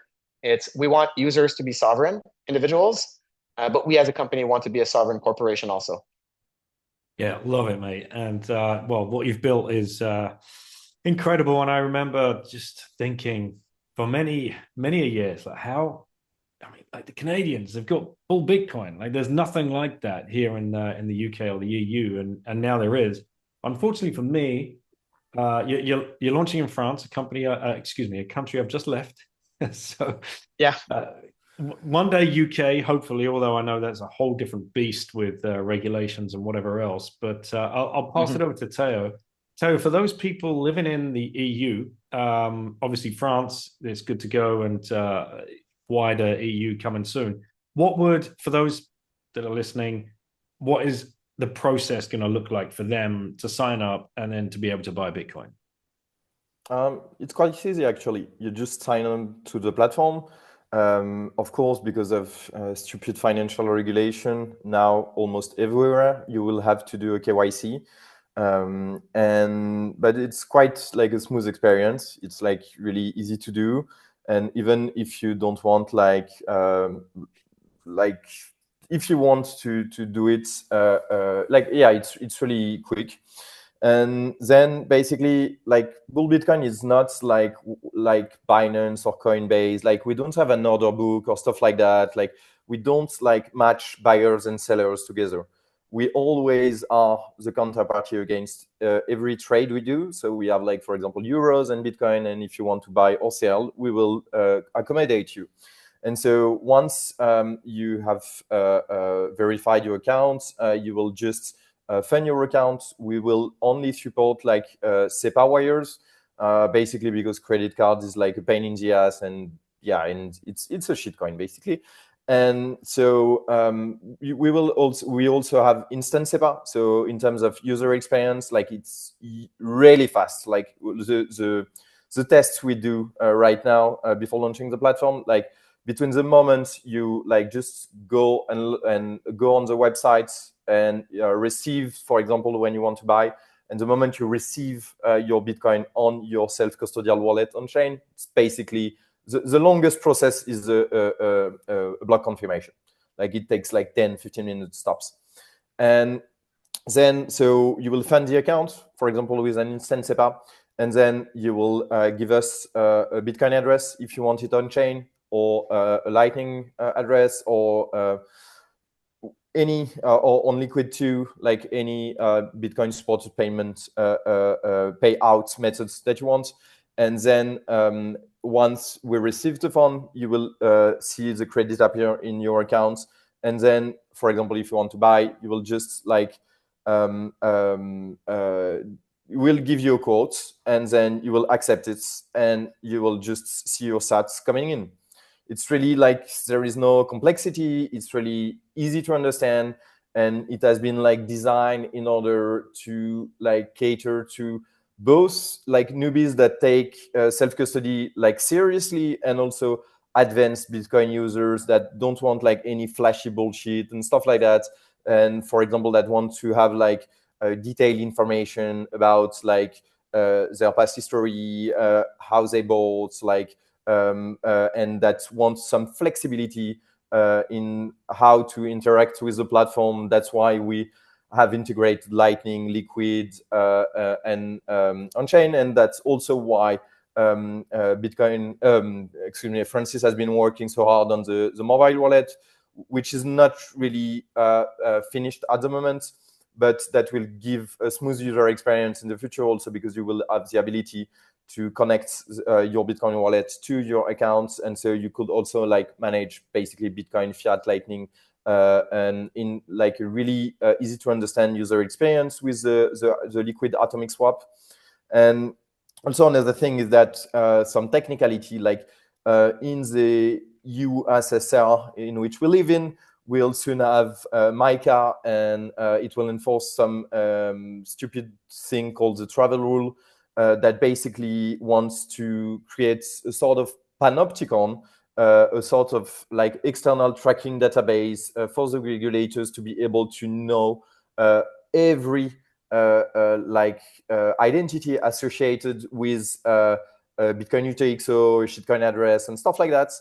And so that's also the idea behind like the Bull Bitcoin wallet, because it will give you a better user experience once this stuff is enforced, because you won't have to like sign stuff or stuff like that. You won't have to like do another KYC and say like, yeah, I'm really the owner of this Bitcoin address and stuff like that. You will just have like your wallet, and then if you want to use another tool, export your Xpub and stuff like that, that's fine. Like it's just a way to circumvent this like barrier that we are able to that we need to compose with because of the regulations. And ultimately, if you look at the experience of buying Bitcoin, I think two of the most seamless ones for a beginner that I can think of are like Coinbase and Strike, right? These are two Bitcoin apps where you make an account, you send the money, you click buy, and then you see the Bitcoin in your wallet, but it's not your wallet. It's Coinbase's wallet and it's Strike's wallet. And our goal, and we're pretty sure that we're gonna excel at this mission. That's been my whole obsession for the past 2 years, is to have the same experience that you have with Coinbase, which is you make an account, you send the money, you click buy, but using your own self-custodial wallet. And it's so seamless, and it's so obvious, right? When you use the app, it's so easy that you may not even fully realize that you're taking self-custody until you have, right? Until you have. And the only difference between self-custody and custody is to do a backup, right? So we've crafted this exchange infrastructure and this self-custodial mobile wallet infrastructure so that from start to finish, it looks just like Coinbase. It feels just like using Strike. It feels just like a custodial app, but you do end up with self-custody. And because we use the Liquid network, there isn't that issue of Lightning channels and capacity that's been abstracted. And the missing piece that I've been working on is, but how do we make sure that the normies do their backups properly? And I'm pretty sure that I've solved that. So that is a special, still secret project that I've been working on. I actually hired an engineer just to work on this thing, this R&D project that we have pretty much just finished. I'm just waiting to test and to announce. But from start to finish, basically the goal is to have the smallest amount of friction and time between full normie and sovereign individual. You start out with no Bitcoin. I want within 5 minutes for you to become a sovereign individual. And because there's also a philosophy that Bitcoin should be hard because it's kind of like a filter, or it shouldn't be made easy for the masses. And I agree that Bitcoin is not for everybody. It's not for everybody, right? A lot of people want to be serfs. A lot of people want to be slaves. A lot of people, they don't have the spark, and that's okay. I don't want them to use Bitcoin. But for those who do have the spark of freedom within them, but are technically challenged, we need to help them. Mm-hmm. Like if you are willing, if you're willing to take self-sovereignty and you are committed to this idea, the technical challenge should not be stopping you. We should be making it easy for you, right? So it's the idea that it's not for everybody, but anybody that is deserving of it because of their mindset should be able to do it in a really easy way. And the way that we've designed Bull Bitcoin is also for Bitcoiners to be able to have an outlet for their friends and family, which they are evangelizing Bitcoin to. Because as a Bitcoiner, if you want your friend to get, or your mom, you want your mom to get into Bitcoin, you might be tempted to just send her to Coinbase because you don't want her to make a mistake. You don't necessarily want her to install like a cold card with your Sparrow and manage her own node. So you're going to send her to Coinbase because you want to offload that responsibility to Coinbase because you know that it's going to be easy for her. I want you, the Bitcoiner, to be able to have the same mindset, but with Bull Bitcoin and self-custody, to be like, Bull Bitcoin is just as easy as Coinbase for your mom. But the difference is that she's gonna have self-custody, and her privacy, her on-chain privacy, her Lightning network, her Bitcoin backup is all going to be very, very, very seamless and very convenient. And you won't have to act as a Bitcoin support technician for your mom. It's all going to be ingrained and seamless, but she will have self-custody. So that's kind of like the idea. It's like to create this perfect outlet for your normie friends, so that you don't have to send them to Coinbase anymore. And I don't know. I know people do it reluctantly. They send their friends and family to some shitcoin exchange and shitcoin casino reluctantly because there is no other alternative. You're solving my exact problem. Yeah. I faced this just 2 days ago when I had a Reiki session, and the lady who was trying to help me solve my back problems and whatever else, and I'm just fascinated by all of this as well, learning from her. And so I've had 2 sessions, and it's only taken me 2 sessions to turn her onto Bitcoin, and she wanted to be paid in Bitcoin. And she's like, "Oh, but I don't have an account." I'm like, "What? You don't need. Get your phone out. I'll have Bitcoin in your phone within 3 minutes." But that's just a hot Lightning wallet, and I'm now her Uncle Jim, and it's like, okay, here's the thing: don't do anything with it. We'll do like the minimum amount of backup. You're very unlikely to lose your phone in the next 2 or 3 months, so take that worry off your mind. Each time we meet, I'll pay you again in Bitcoin, and it's in the back of my mind is one step at a time. Then we'll talk about difference between on-chain and Lightning. Then we'll talk about the difference between setting up a savings plan and dollar cost averaging. Then I've got to find her an exchange. Then I've got to explain self-custody. Then I've got to go through don't take a picture of your words. Make sure you write them down. So what? Can you just fucking launch it, please, Francis? And in the UK? Yes, we're working really hard. The UK is not out of the question. And it is soul crushing and depressing to have to do all of these regulatory compliance burdens. Me and Theo have been working on MiCA, in the European regulations for, I don't know, a while, like 8 months or something. But at the same time, I've also come to realize that's my job. It's my role. Someone has to do it, because if people like me don't, because a lot of the cool Bitcoiners that are like cypherpunks and that they don't want to do that. So we can't just let the shitcoiners play that game of doing the paperwork because just because we don't want to. Because I'd much rather be working on just a wallet without an exchange. I'd much, much, much rather be working on just open source software and not have to do all of that regulation garbage. But if we don't do it, who else is going to do it? If not you, then who? The shitcoin casinos, right? Exactly. So the UK is not out of the question. It's just a question of it's really just a question of paperwork in the end. But it's a lot of paperwork. Like people that think that bureaucracy, dude, you have no idea the depth of bureaucracy until you run a Bitcoin exchange. Trust me, it's like I should write a book about. I don't even know how many regulators regulate bull Bitcoin. 13, 14, 15.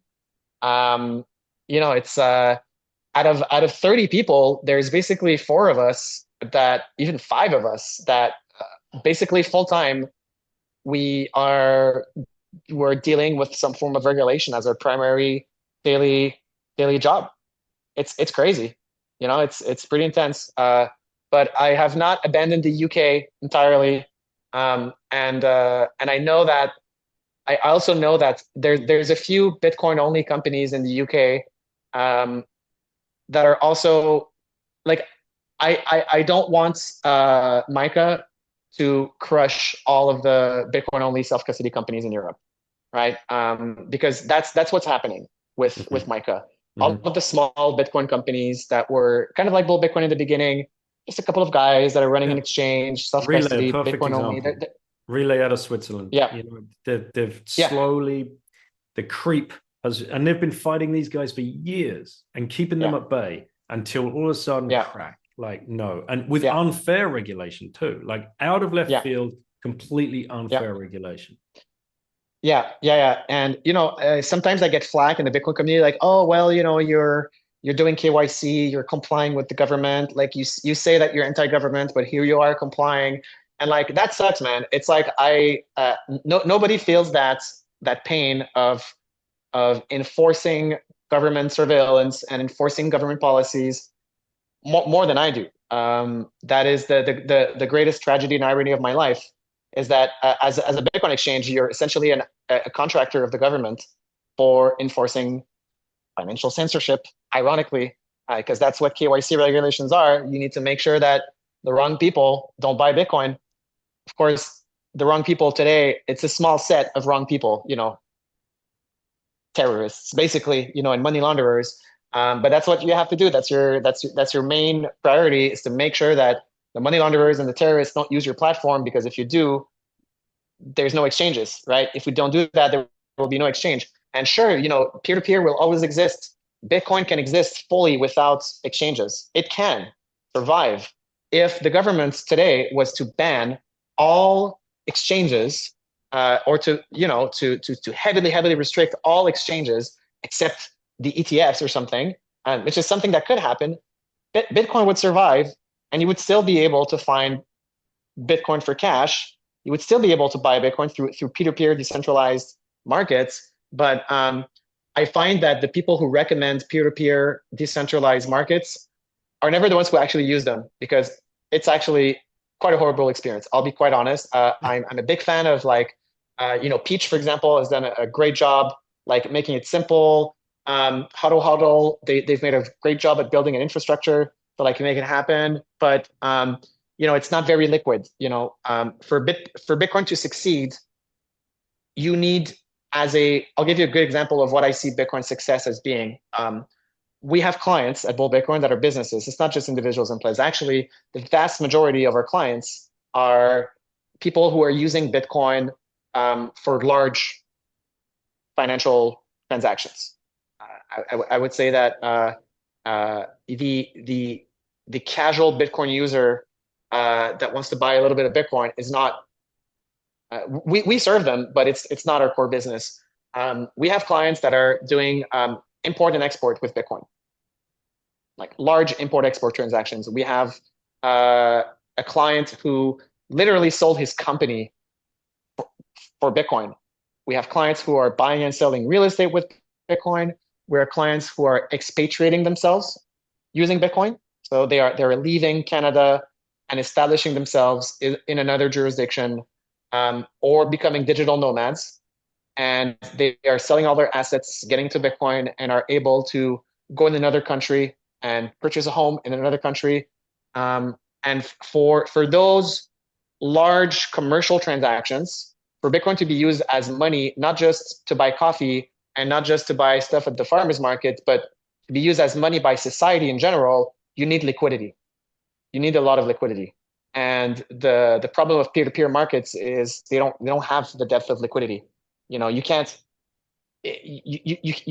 like be an import-export company and rely on a peer-to-peer marketplace to receive a $10 million Bitcoin payment and convert that to cash to pay your suppliers. Like that just doesn't work, right?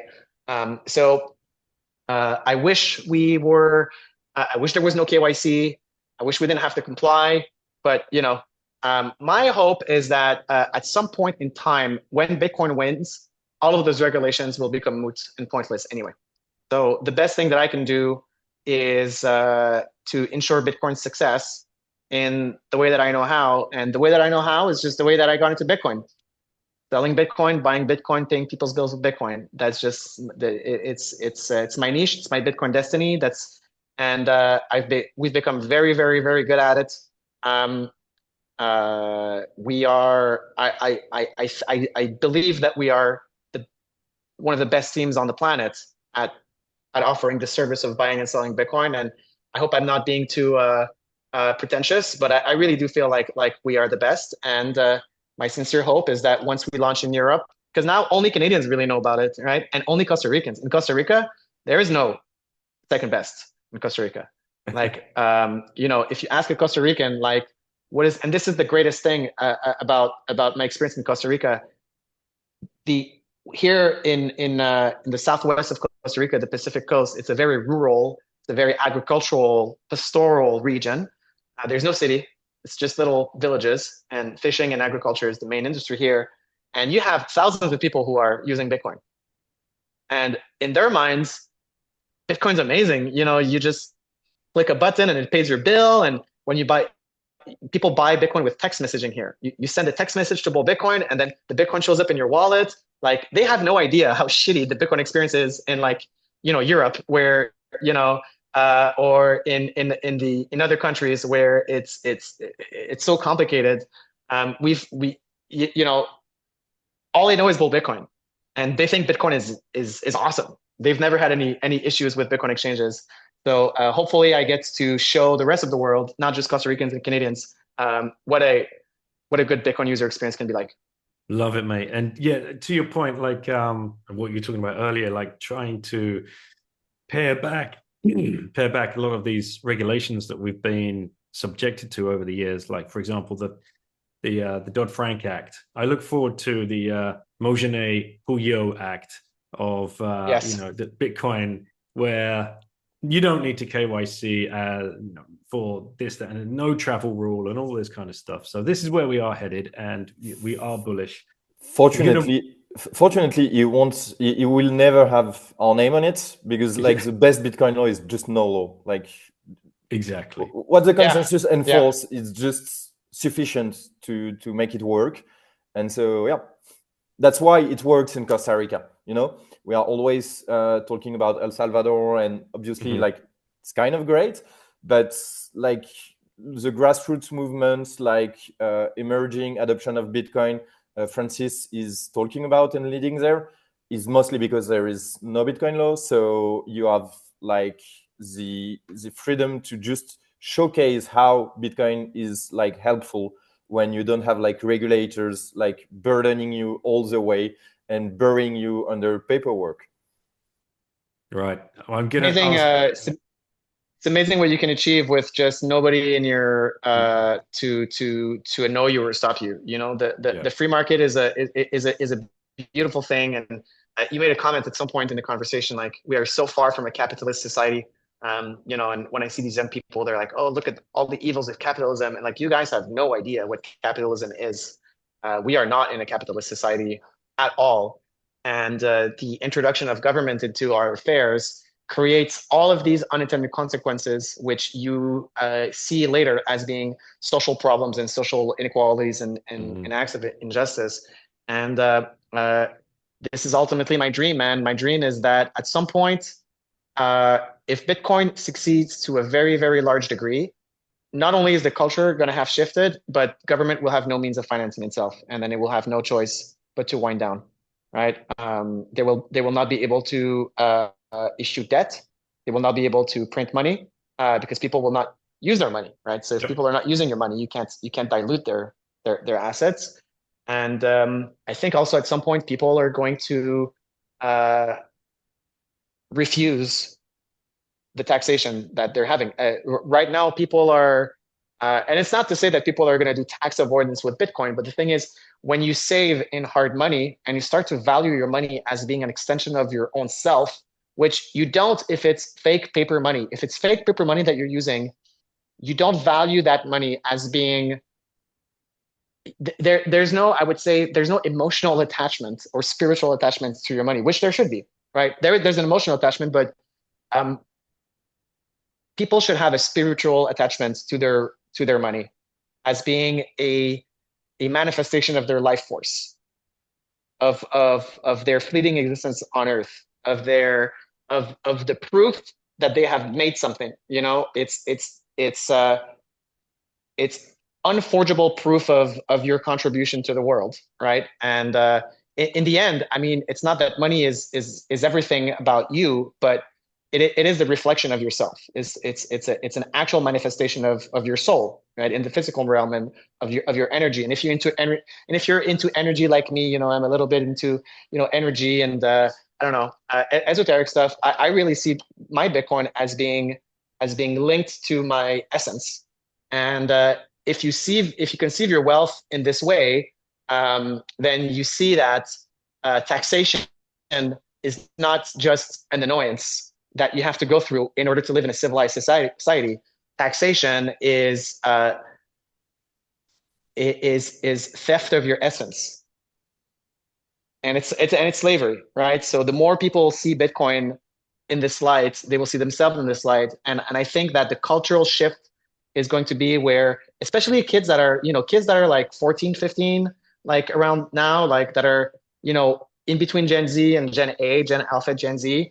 I'm very bullish on them. I'm very, very, very bullish on them because they are not going. They're like being brainwashed a little bit, but you know, they're still being brainwashed, obviously through the school system and stuff. But they also have unfettered access to the internet, and it's a very internet-based culture. And I think that when they become young people in their early 20s and mid 20s, people that are like between 10 and 15 today, kids 10 between 15 today, in 10 years, they're not going to be so complacent about getting taxed. And I think like the governments have been very smart in countering this with climate change. I believe that climate change is a psychological operation to instill guilt in young people today, so that they accept taxation when they are young adults and when they're in their 30s and 40s. But I think that it's not going to stick that much. I don't think it's going to stick. I think it's going to stick for the Gen Zs that are today, like kids between 16 and 30 today. Not all of them, and they're not all kids. They will, obviously, you're not a kid. I'm 36, but they are. They have been successfully brainwashed into believing that there is an original sin, which is their own breath is emitting poison that is killing the world, and that by being born, you're contributing to climate change by the very nature of how your biology works, which is spewing CO2 into the atmosphere. And you should do everything possible to erase your own existence in order to relieve that sin. And you will never really be relieved of that sin until you kill yourself, which is the only logical conclusion to the climate psyops. But I think that because of Bitcoin and because of this cultural conservative revival that we're seeing, kids today between 10 and 15, when they're 25, they're going to say, you know what?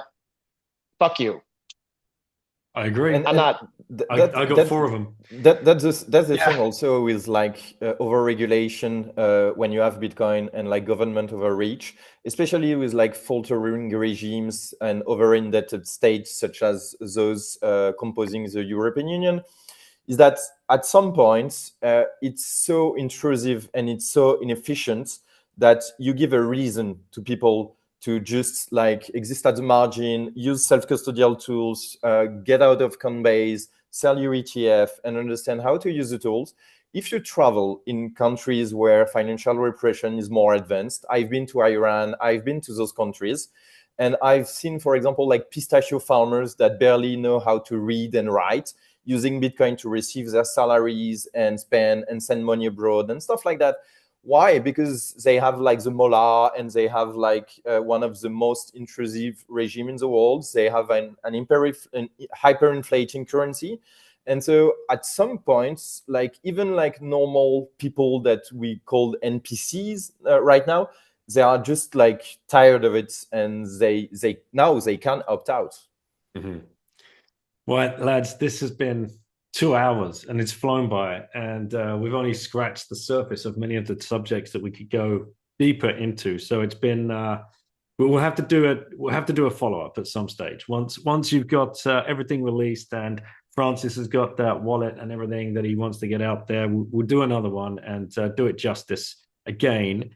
But I always end the podcast with the final question. Teo's probably a little bit more prepared than Francis.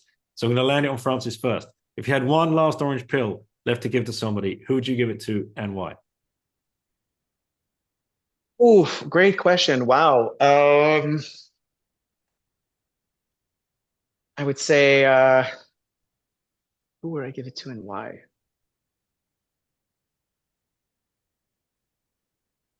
I would say, Theo, you go ahead. I'm going to think about that one. That's a great question. I don't know. Let me think about it.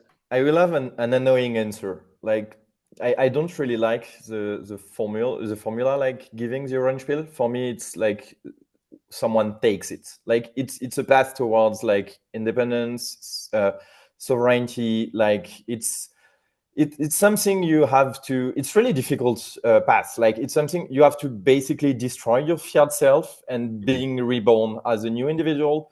So like you can like offer the orange pill to someone, but ultimately it depends. Like if the person wants to enter the rabbit hole, wants to take it, you can just like be a sort of guardian angel that will like help him to understand the tools, to use the good tools and stuff like that, to like do pedagogy. But ultimately, I want people to take it. I don't want them thinking like, yeah, Theo gave it to me. No. I was just there, but it's you, man. Like you decided to take your own life in your hands. I'm just like helping. I'm just an accessory. So yeah, it's kind of an annoying answer, but no, it's a nice one. I like it. And I would I'll answer the question. I think there's two, and the first one would be it's people that I need in my life in order to survive and to thrive. And by that I mean the farmers that grow my food, the mechanics that take care of my car, because I want these people to succeed, because I want to be able to purchase their services and I want them to survive. Right, so it's my community, my community of people, and then in a more abstract way, I always have this person in my mind as a representation of the person I do want an orange pill, and it's a guy, and he owns a small like electrician company in the countryside, and he has like 4 trucks, and he has like 6 employees, and he works his ass off, and he has 3 to 4 kids, and he is not political because he doesn't have time to be political. He's just trying to provide value to other people, and he doesn't understand why he's struggling because he's doing everything correctly. He's never asked for a handout. He doesn't steal. He doesn't cheat, and somehow, some way, he keeps getting fucked, and the noose is tightening around his neck, and he's minding his own business, and he's not mooching off of anyone, and he doesn't know about Bitcoin, and he doesn't know about inflation and where it comes from. He doesn't understand the evils of the political system. He is he's a down to earth guy, just living his own life. And I wish, but he's also asleep because he's not, and it's not his fault, right? So I don't want to give people to. It's not his fault because he's struggling to live his own life, and he's playing a game, an asymmetric game where people are actively preying on him from the shadows, and he doesn't see he doesn't see the hand, and he doesn't have the wisdom and the knowledge to see where that knife is coming from, so he can't defend himself. right? And he deserves it. So that's kind of like the person in my mind that I want to orange pill. I think that the gist of it is it's either people who deserve it or people who are immediately useful to me and my personal survival. Mm-hmm. Perfect, mate. I love it. Well, thank you both for coming on and giving up so much time. Like I said, it's been a 2 hour rip and it's been so interesting. Not a moment's breath. Is there anywhere people should go? Like, what's the website? Where do you want them to interact on? What socials, etc.? Well, if there's any listeners in Europe right now, we have france.bullbitcoin.com, and that's the waiting list if you want to be invited to become the first users of the Bull Bitcoin European exchange. So it's france.bullbitcoin.com, and just put your email in there, and you'll be invited to the first cohort of users. Otherwise, follow us on, if you're still French speaking, Bull Bitcoin FR on Twitter. English speaking, at bullbitcoin _ on Twitter. Our main site is bullbitcoin.com, but if you go there right now, you're not going to be able to use it if you're in Europe. But you can still see kind of like our offering. Otherwise, you can follow me on Twitter, Francis Pouliot _ and Theo is at Thiomogene, Theomogene. Perfect. And we'll be live in Europe in 2 weeks, so go to bullbitcoin.com. Maybe, I don't know when this will air, but yeah, cool. Well, another good point. Might be live. When will this air? Where will the price be? As we sit here, it's just about tipped over 99,000. It would have been nice to have celebrated 100K on a call with a couple of Bitcoiners that I'm really, I truly respect. But it didn't happen this time. But thanks for everything you both do in the space and for everything that you've brought to Bitcoin and Bitcoiners over the years. Really appreciate you both. Thanks, Daniel. Thanks for you, Dan. Take care, guys. See you. Bye. Take it easy.